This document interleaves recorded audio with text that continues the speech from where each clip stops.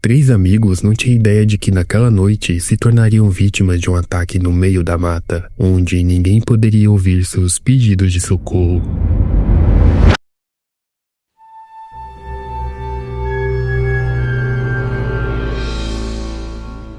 Isso aconteceu na Bélgica, onde o youtuber Cias e dois de seus amigos decidiram explorar um acampamento abandonado, escondido nas profundezas de uma área florestal. O cenário mudou no instante em que o trio pisou na floresta. Em 29 de dezembro de 2023, assim que as portas do carro se fecharam, o som perturbador de latidos ecoou pela escuridão.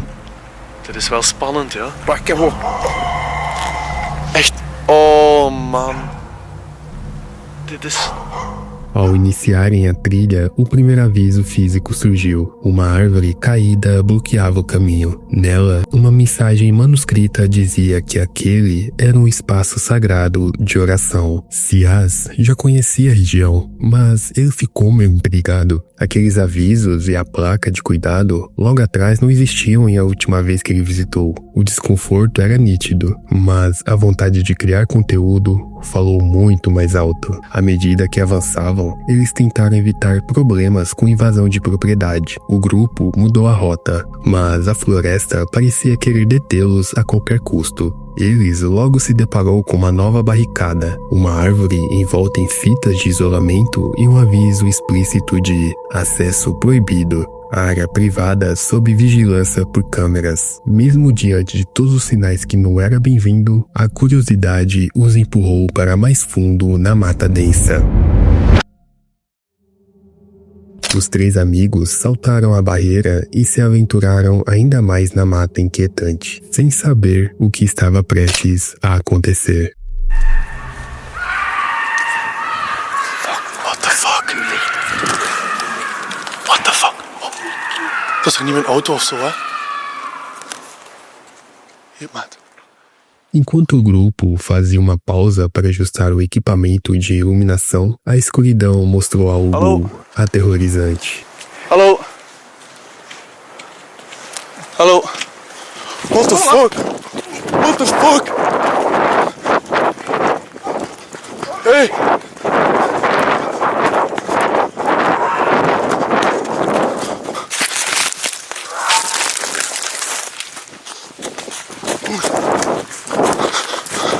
Uma mulher vestida inteiramente de branco, o que parecia um vulto, rapidamente se revelou uma ameaça real e letal. Ela segurava um machado e avançava de uma forma perturbadora. A mulher estava em estado de fúria absoluta e os perseguiu até que a polícia fosse acionada e conseguiu detê-la.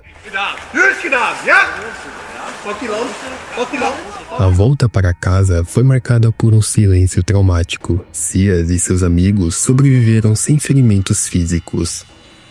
Isso só foi um aviso para quem gosta de exploração urbana. Às vezes você quer ir na mata fazer e pode se deparar com coisas assim.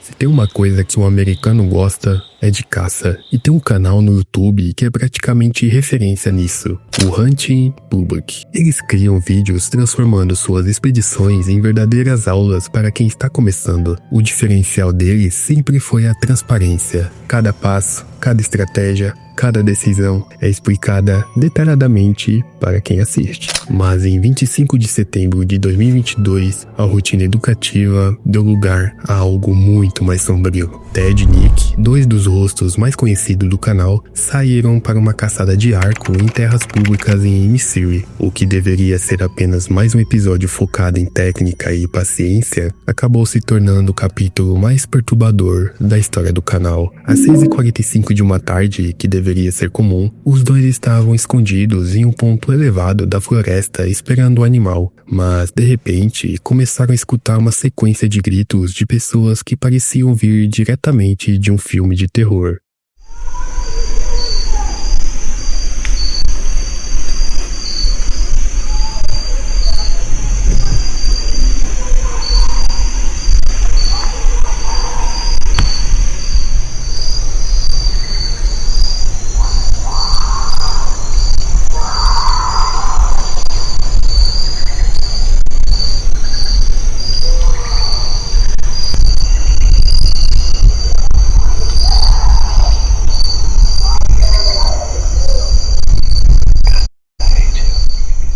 Eles escutaram uma discussão de 30 minutos, mais ou menos, e de repente, vários disparos.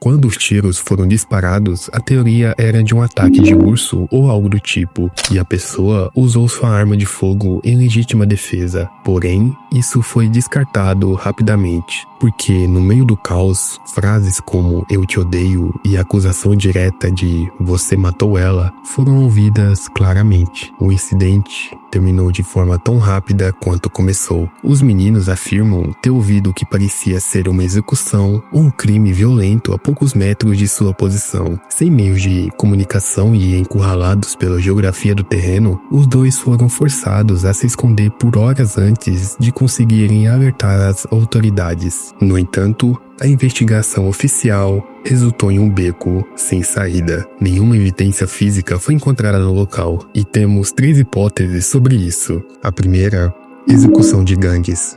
A teoria de serem gangues terminando seu trabalho com rivais no meio da floresta. Inclusive, eu fiz um vídeo sobre os cartéis mexicanos. Recomendo você assistir depois deste vídeo. A segunda hipótese foi uma crise. Alguém em um estado de surto psicótico, armado e perigoso, vagando pela mata sozinho. Mas também existe uma hipótese de ser tudo encenação. Mas se você analisar junto comigo, os vídeos deles não têm uma queda de engajamento para inventar algo polêmico, sabe? Então, querendo ou não, faz muito sentido. Seu público é bem fiel e tem mais de 1.400 vídeos, tudo relacionado à caça, e este é o único com relato estranho. Além disso, o terror visceral nas vozes de caçadores experientes é algo difícil de simular. 3 anos se passaram e o caso permanece sem solução até hoje. Imagine que você deseja sair um pouco da rotina e chama um amigo para pescar. Foi o que aconteceu com Mark, às 7h45 da manhã, no lago Emery. O que era para ser uma rotina normal, se transformou em uma cena de crime ativa em questão de segundos.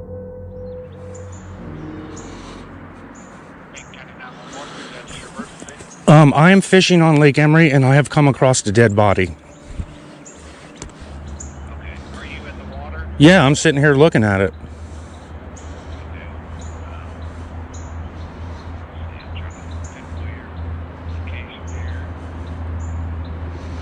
I mean, it looks like a dead body. I mean, there's a hand sticking up, there's a rotted face. I don't know if it's some kind of stupid Halloween spooky thing, but I'm not touching it. So Encontrar restos humanos já é perturbador por si só, mas o que tornou esse achado mais assustador foram as implicações que ele sugeria. As autoridades haviam encontrado os restos mortais de um jovem de 19 anos no mesmo lago apenas um mês antes. Quando Mark avistou os restos mortais e acionou a emergência, a teoria de um assassino em série começou a ganhar força nas redes sociais. Um detalhe específico intrigou as autoridades logo de início: um par de calçados tipo Crocs deixados próximos ao ponto de acesso ao lago. Seria uma pista deixada pelo criminoso ou um pertence da vítima. A investigação avançou rapidamente para acalmar a atenção da população. Após a perícia técnica e o trabalho do legista, a vítima foi identificada. Era Ethel Mary Oakley, de 50 anos. Diferente do que as teorias de conspiração sugeriam, o desfecho deste caso seguia um caminho mais triste do que violento. O relatório oficial da polícia concluiu que não havia indícios de crime. Embora a coincidência de 2 corpos em um curto período de tempo tenha assustado a região, o caso de Ethel foi enterrado, fazendo uma resposta definitiva. James Hankin estava fazendo uma caminhada no Berkeley Jackson. Ele acabou por sair da trilha principal e entrou numa propriedade privada perto do parque, onde encontrou uma cena perturbadora. Nas árvores tinham cartazes de pessoas desaparecidas. Na verdade, dezenas de cartazes de casos reais.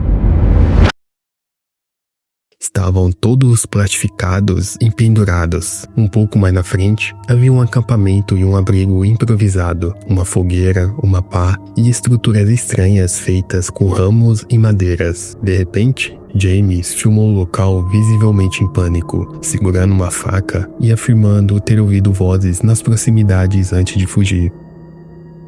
Depois disso, ele entregou o vídeo à polícia. Após a investigação, eles declararam que o local não era na verdade uma cena de crime. Segundo as autoridades, o proprietário do terreno estava a preparar uma festa de Halloween com a temática de terror. Os cartazes de pessoas desaparecidas reais foram baixados da internet e usados como decorações para assustar os convidados. Apesar da explicação oficial, James e muitos internautas tiveram bastante dúvidas. Os principais argumentos para a teoria de encobrimento foram: estado dos cartazes. James notou que os cartazes pareciam estar ali há meses, pois estavam desgastados pelo sol e pela chuva, o que não condizia com uma decoração de festa recente. A segunda é a falta de sensibilidade. O uso de casos reais de pessoas desaparecidas como decoração foi considerado extremamente insensível, levando muitos a duvidar de alguém que faria isso apenas para uma festa. Se fosse apenas decoração de Halloween, por que isolar a área com fita de advertência? Isso apenas reforça a teoria de que algo muito mais sério foi descoberto ali,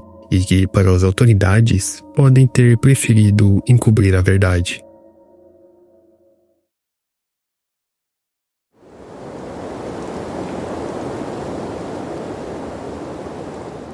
Era uma noite de inverno em dezembro de 2014, quando um usuário Forest Fire número 21 capturou um áudio que ainda atormenta quem se atreve a ouvi-lo. Vivendo em uma região isolada e cercada por uma floresta densa, ele já estava acostumado com os sons noturnos, os sussurros dos animais e as folhas do vento. Mas aquela noite foi diferente. O silêncio era intenso e pesado, como se a própria floresta estivesse observando. Eram 2 horas da manhã, quando um som estranho e perturbador rompeu esse silêncio.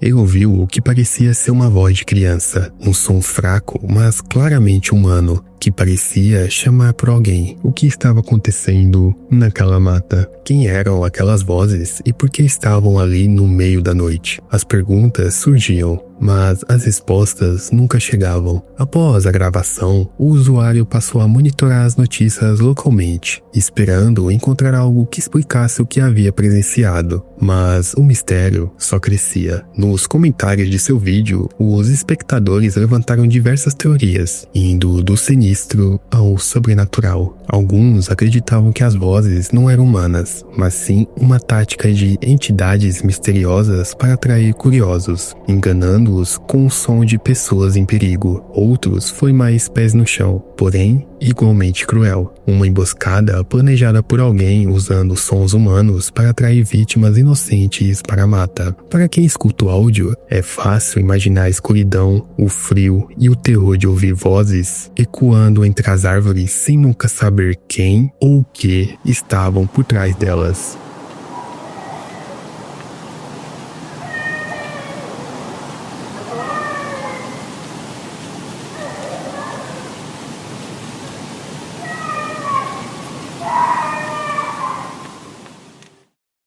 Espero que você tenha gostado do vídeo. Se você chegou até aqui, gostaria de agradecer pela sua atenção e, se possível, deixe um comentário para eu saber se vocês estão gostando do meu trabalho. Muito obrigado, tenham um dia iluminado e até o próximo vídeo.